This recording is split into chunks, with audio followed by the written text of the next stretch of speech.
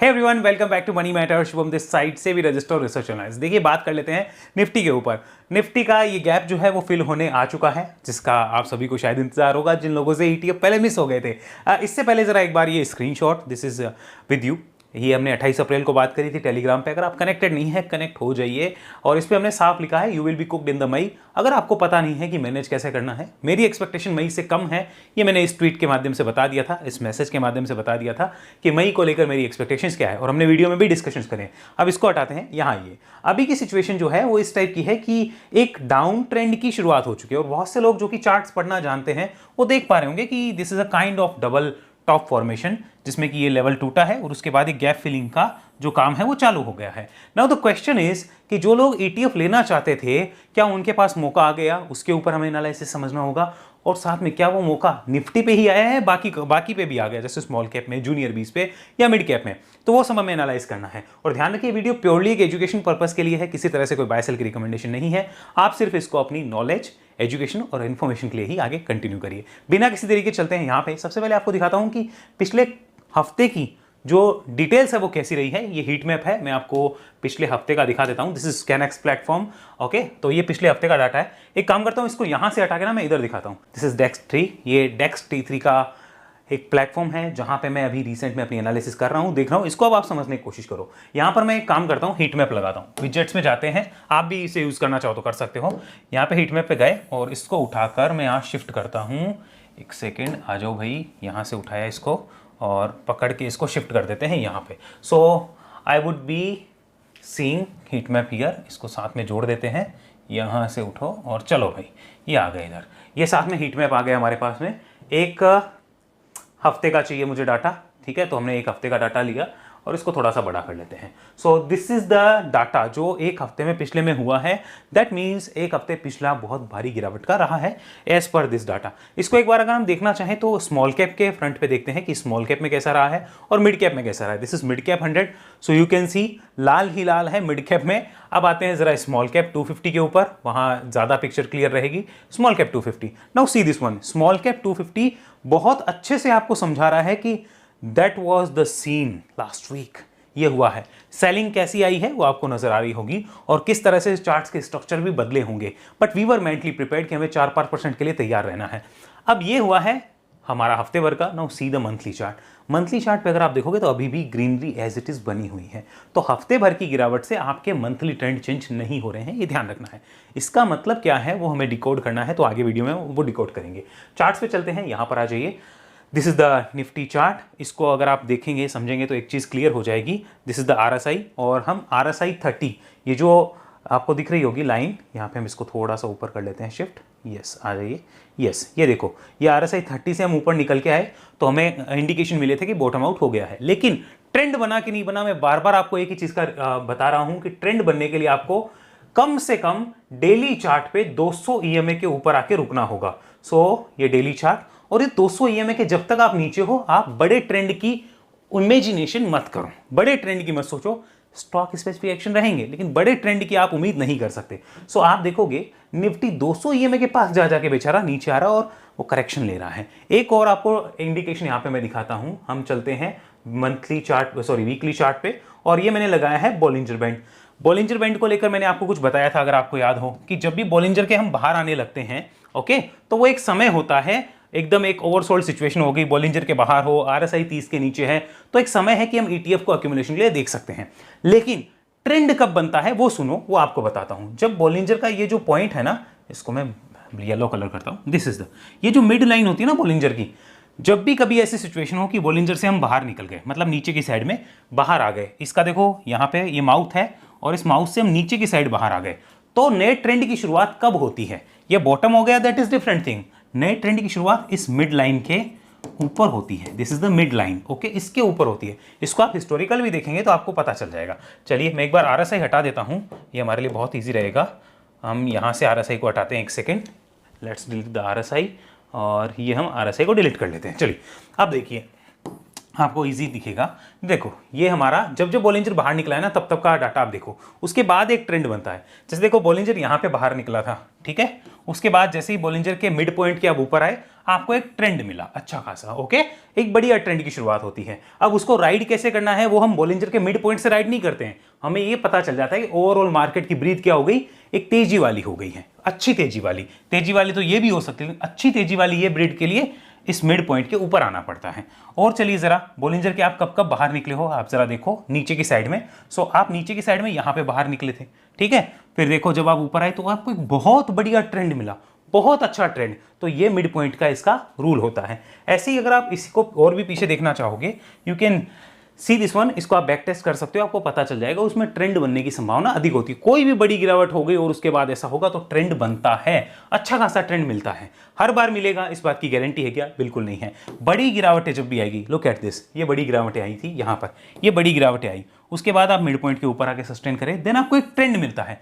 क्या हर बार मिलेगा? नहीं, संभावनाएं हैं कि 10 में से 8 बार तो मिलता है, 2 बार हो सकता है ना भी मिले। तो आपको ये समझ आ गया कि निफ्टी के अंदर फिलहाल ट्रेंड अभी नहीं है, ओके। और उस ट्रेंड की हम लोग इमेजिन कब करेंगे उसको, हमें वो चाहिए अब ये बॉलिंजर का मिड पॉइंट भी यहाँ हो गया वीकली चार्ट पे, और 200 ईएमए भी यहीं हो गया, यानी कि ये जो रिसेंट में स्विंग हाइज लगे हैं ना, इनके ऊपर हम देखेंगे कि नई तेजी की संभावना है। तब तक निफ्टी क्या करता रहेगा? टाइम पास टुक टुक टुक टुक खेलता रहेगा, ओके। अब आ जाओ यहाँ पर जरा, इसको हम हाइड कर देते हैं और वापस से चलते हैं एक बार डेली चार्ट पे। This is the daily chart. अब यहाँ पर डेली चार्ट आते ही आपको एक चीज़ नज़र आएगी, और मैं यहाँ पे ये और लगा देता हूँ 200 ईएमए, सेम प्राइस पे ये भी आ रहा है, ये देखो। तो हमें ये लेवल जो कि लगभग आता है, मैं इसको जूम कर देता हूँ ईजी रहेगा, लगभग आता है 24,601 के आसपास का, जो आपको दिख रहा होगा, ये वाला एक बड़ा लेवल है जिसके ऊपर नई तेजी की संभावना है। तब तक एक सेलिंग प्रेशर रहेगा 24,400 से 24,600 के बीच में जब भी निफ्टी अटेम्प्ट करेगा। क्वेश्चन ये है कि इस गैप के अंदर क्या किया जाए, तो आंसर है कि जिन लोगों से पहले क्या हो गया था, ईटीएफ मिस हो गए थे, ईटीएफ जिनसे मिस हो गए थे, कौन से? निफ्टी के। क्या वो बुल्स इसको अभी देख रहे हैं? आंसर इज यस, वो इसको देख रहे हैं with 50 to 70% capacity as per their risk, वो इसको देख रहे होंगे। मेरा मानना है वो देख रहे होंगे किसको? निफ्टी ईटीएफ को। क्या वो स्मॉल कैप मिड कैप को देखेंगे? Answer is no. इसके लिए अब यहाँ पे चलते हैं, इधर आइए, हम यहाँ पर बात करेंगे इसकी निफ्टी स्मॉल कैप, इधर आओ, दिस इज स्मॉल कैप 250। अब क्या इसमें वो अभी इस करेक्शन में देखेंगे इसके ईटीएफ को? Answer is no. भाई साहब हमने डिस्कशन 140, 45, 50 पे किया था उस ईटीएफ का, वो 180 अभी 75 जाके अभी 167 के आसपास चल रहा होगा, तो यहाँ पे वो थोड़ी देखेंगे, नहीं देखेंगे वो, ये कोई बड़ी गिरावट होगी तो ही देखेंगे, वरना अभी स्मॉल कैप में तो गया मौका। This is not the best chance. आप बीच में कहीं ट्रेंड राइडिंग के लिए आते हो तो वो अलग बात है, this is not the best chance. जैसे निफ्टी में हमने बात करी कि 50, 60, 70% क्वांटिटी के लिए बेस्ट चांस है, और अगर वो अपने बड़े सपोर्ट को तोड़ दे तो और बड़ा चांस होगा। उसके रिगार्डिंग अगर आपको नहीं पता तो पुरानी वीडियो देखिए, बाकी मैं और एक्सप्लेन कर दूंगा। इतना क्लियर हो गया? आगे चलते एक बार मिड कैप के ऊपर। यहाँ देखो, this is Nifty mid cap, ये देखो मिड कैप 150 देखना ईजी रहेगा क्योंकि ईटीएफ इसी का अवेलेबल है। सी दिस वन, ये मिड कैप 150 हमने यहाँ डिस्कशन किया है यार, इस पॉइंट पे यहाँ पे 19,200 से 20,000 के बीच में। अब वो अगर 22,000 आ गया, अब थोड़ी बेस्ट टाइम है। अब कोई कहे कि नहीं ट्रेंड तो अभी भी सही है, तो ट्रेंड है, आप बीच में चलती हुई गाड़ी में आ रहे हो, बेस्ट टाइम नहीं है, ध्यान रखना। स्टेशन एकदम नीचे था, मतलब एकदम चलने वाला था, तब पकड़ने का समय था, वो गया, वो नहीं है, वो अभी निफ्टी में वापस आ रहा होगा। एक और निफ्टी में आपको फैक्टर नोट करना होगा, दैट इज ईयर। यहाँ पे मैं निफ्टी लगा देता हूँ, दिस इज निफ्टी 50। हम इस पर चलते हैं और इसको हम वीकली चार्ट करके और हमने एनेबल किया। सी दिस वन, बाकी का हम वो जो 30-40% बोल रहे हैं कि 50-60% ही जाना है, 70% ही जाना है, रिमेनिंग क्वांटिटी कब जानी है, रिमाइंड करा दूं, जब इस ब्लू लाइन के नीचे अगर निफ्टी कोई बुरे से बुरे सिचुएशन में आता है तो, तब तक नहीं। ये क्या है? ये 200 वीक का मूविंग एवरेज है, और इसके नीचे जब भी आता है तब एक बेस्ट टाइम होता है। मतलब कह दो कि निफ्टी भी निफ्टी है, अब तो निफ्टी है, वो होता है टाइम। ये देखो जब भी आया है हमेशा वो उसने प्रूव किया है। तो इसके नीचे जो आता है ना बुरा तरीके से, तब हमें देखना है कि रिमेनिंग लगाना नहीं लगाना। आई होप आपको इतने में क्लियर हो गया होगा। अब मैं बताता हूँ सेक्टर्स कौन से इंपॉर्टेंट रहेंगे आने वाले टाइम में, वो आप जरा नोट डाउन कर लीजिए। मैं इधर वो लिख देता हूँ आपके सामने, तो वो यहाँ पे देखो, इसमें मैं लिख देता हूँ। पहला है माइनिंग, और माइनिंग में अभी भी मोमेंटम है। दूसरा है हेल्थ केयर, ये हेल्थ केयर में अभी भी मोमेंटम, आगे नई अपॉर्चुनिटीज़ भी मिलेगी। तीसरा जो सेक्टर मैंने लिख रखा है दैट इज़ फार्मा, यहाँ पे मैं लिख देता हूँ फार्मा, इसमें मोमेंटम है, आगे भी रहेगा, मैंने बात भी करी है। चौथा है एनर्जी कंपनीज, जिनके आगे एनर्जी लगा हुआ है, लेकिन पावर में थोड़ा पॉज रहेगा। मैं यहाँ लिख देता हूँ पावर पोज ले सकता है थोड़ा बहुत। ओके, पावर कंपनीज में थोड़ा बहुत आपको पोज देखने को मिल सकता है, बाकी एनर्जी जो है वो चल सकती है। 5 नंबर पे लॉजिस्टिक।